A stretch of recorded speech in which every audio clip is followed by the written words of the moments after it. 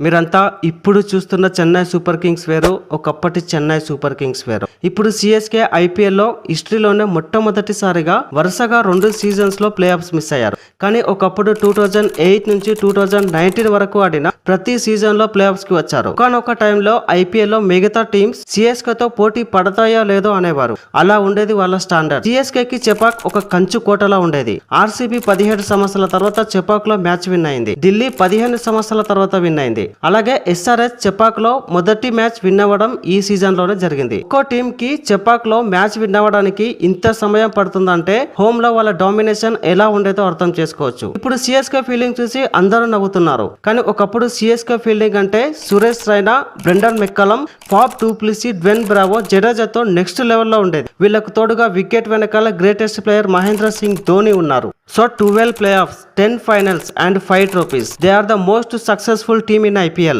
ఈ season CSK కి IPL లో వర్స్ట్ సీజన్. ఇది ఎవరైనా ఒప్పుకోవాల్సిందే. చాలా మ్యాచెస్ గివ్ అప్ కూడా ఇచ్చేశారు. ఇప్పుడు హేటర్స్ కి చాలా సంవత్సరాల తర్వాత సిఎస్కే ని ట్రోల్ చేసే చాయిస్ వచ్చింది. But they are not finished. మీలో ఎంతమంది సిఎస్కే నెక్స్ట్ ఇయర్ లో కంబ్యాక్ ఇస్తుంది అనుకుంటున్నారో ఎల్లో హార్ట్ సింబల్ తో ఎస్ కంబ్యాక్ అని కామెంట్ చేయండి. అలాగే ఇలాంటి కంటెంట్ కోసం మన ఛానల్ ని సబ్స్క్రైబ్ చేసుకుని డైలీ ఫాలో అవ్వండి అండ్ లైక్ చేసి మీ ఫ్రెండ్స్ కి షేర్ చేయండి. Thanks for watching.